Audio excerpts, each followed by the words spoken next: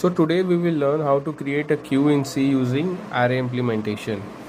So हम यहाँ पे struct का यूज़ करेंगे queue को create करने के लिए, क्योंकि जो भी उसके अंदर variables यूज़ होते हैं, जो भी यूज़ होते हैं queue के अंदर, वो हम struct में पहले define कर देते हैं. तो हम एक struct बनाते हैं. struct क्या होता है? struct होता है एक ऐसे यूज़र डिफाइंड डेटा टाइप होता है, जैसे जो कि एक कंटेनर का काम करता है ढेर सारे वेरिएबल्स को स्टोर करने का. जैसे यहाँ पे इंट है, इंट कैपेसिटी, इंट साइज, ढेर सारे वेरिएबल्स हैं, उनको एक ग्रुप के एक स्टोर कर रहा है एक. तो हमें बार बार इन वेरिएबल्स को डिक्लेयर नहीं करना होगा, हमें सिर्फ क्यू स्ट्रक्ट क्यू को ही कॉल करेंगे और ये हम इन सारे वेरिएबल्स को एक्सेस कर सकते हैं. तो हम स्ट्रक्ट क्यू बनाते हैं जिसके अंदर हम डिक्लेयर करते हैं इंट पॉइंटर एरे, जो कि क्यू के जो एलिमेंट्स हैं उसको ये एरे स्टोर करेगा. और ये इंट कैपेसिटी डिक्लेयर करते हैं जो कि total size of the queue हमें ये बताएगा. और इंट साइज है जो कि total number of elements queue के अंदर हैं वो ये बताएगा. ठीक है.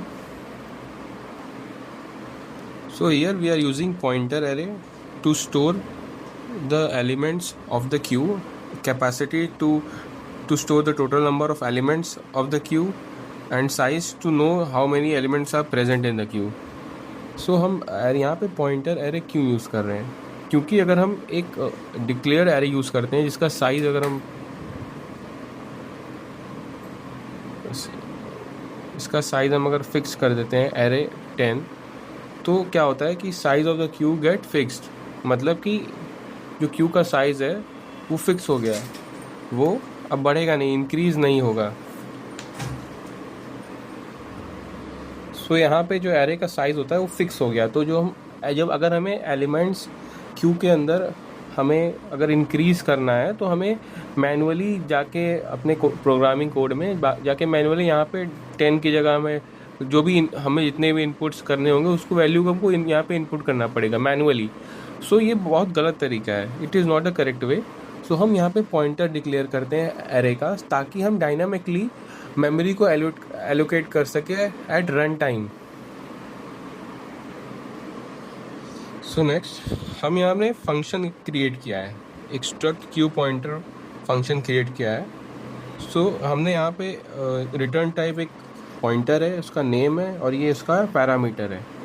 सो नेम और पैरामीटर तो ओके है, बट यहाँ पे हमने पॉइंटर फंक्शन क्यू यूज़ किया है. इसलिए हमने यहाँ पे एक पॉइंटर फंक्शन स्ट्रक्ट क्यू का यूज़ किया है, ताकि जो उसकी अगर एक पॉइंटर फंक्शन होता है, पॉइंटर रिटर्न टाइप होता है, तो जो उसके अंदर का वो होता है वो जाके हीप मेमोरी में स्टोर होता है, ना कि स्टैक मेमोरी में. अगर आपको मेमोरी पता है, मेमोरी मैनेजमेंट पता है, तो आपको ये होगा कि जैसे अगर कोई पॉइंटर फंक्शन का है तो उसकी जो मेमोरी है वो हीप मेमोरी में स्टोर होती है, ना कि स्टैक मेमोरी में. तो स्टैक मेमोरी में स्टोर होने का ड्रॉबैक होता है कि जैसे ये फंक्शन एंड होगा तो ये सारी जो भी अंदर हम इनपुट्स हैं वो सब वैनिश, मतलब वो इनवैलिड हो जाएंगे. और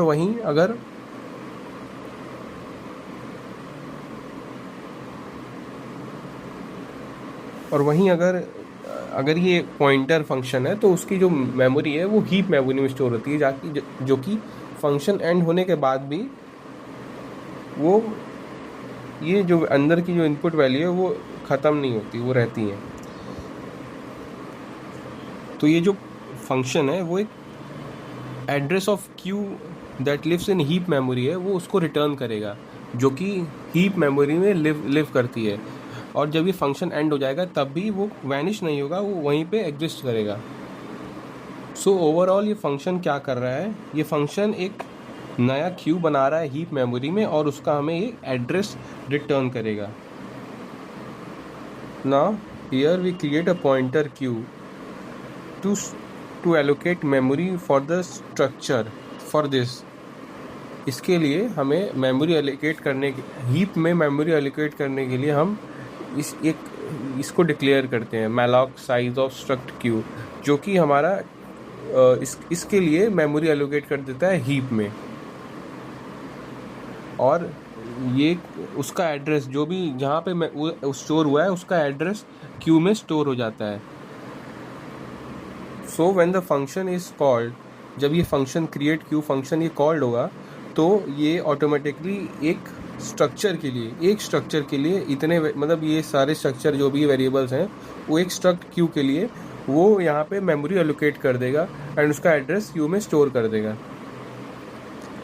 सो हियर जो ये मैलॉक है यही हीप के मेमोरी के अंदर ये जो मेमोरी है उसको एलोकेट करता है और एक रिटर्न करता है वॉइड पॉइंटर एड्रेस, मतलब ये एक एड्रेस एलोकेट करता है। सो एक वो वॉइड पॉइंटर होता है, उसका मतलब क्या होता है कि वो क्या रिटर्न करेगा, बताएगा कि here is the address of memory block but I don't know what type of data it is.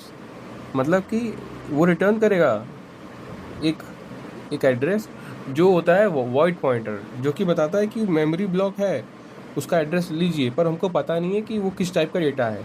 तो यहाँ पे हम टाइपकास्ट करते हैं स्ट्रक्ट क्यू, ये बताता है कि वो एक ये करता है कि एक स्ट्रक्ट क्यू का वो डेटा टाइप है। तो यहाँ पे हमने इसको स्ट्रक्ट क्यू का दिया, टाइपकास्टिंग किया है। अब ये पता चल गया कि ये जो क्यू है ये स्ट्रक्ट क्यू को पॉइंट कर रहा है। सो क्या होता है कि जब आप इसको इजीली कर सकते हैं, जैसे क्यू हो गया, क्यू क्या है, स्ट्रक्ट क्यू का पॉइंटर है, तो ये किसको पॉइंट कर रहा है, स्ट्रक्चर क्यू को, जो कि उसके अंदर उसके वेरिएबल कैपेसिटी को ये पॉइंट कर रहा है, जिसकी वैल्यू स्टोर कर रहा है कैपेसिटी। एंड वैसे ही क्यू एक पॉइंटर है जो साइज़ को यहाँ पे पॉइंट कर रहा है, जिसकी वैल्यू यहाँ पे 0 इनिशियलाइज होगी, और यहाँ पर क्यू फिर एरे को पॉइंट कर रहा है जिसकी मेमोरी वो डायनामिकली एलोकेट कर रहा है यूजिंग मैलॉक फंक्शन। फिर से यही मैलॉक यूज़ होता है। मैलॉक क्या करता है, मेमोरी डायनामिकली एलोकेट करता है रन टाइम में। ठीक है, आप जितना इनपुट कैपेसिटी का यूज़ करके कितना चाहते हैं उतना मेमोरी एलोकेट कर देगा। इसका देखिए रिटर्न टाइप इंट है, मतलब जो ये इसके अंदर जो भी सेव होगा वो एक इंट टाइप का वेरिएबल होंगे, और फिर यहाँ पे रिटर्न क्यू।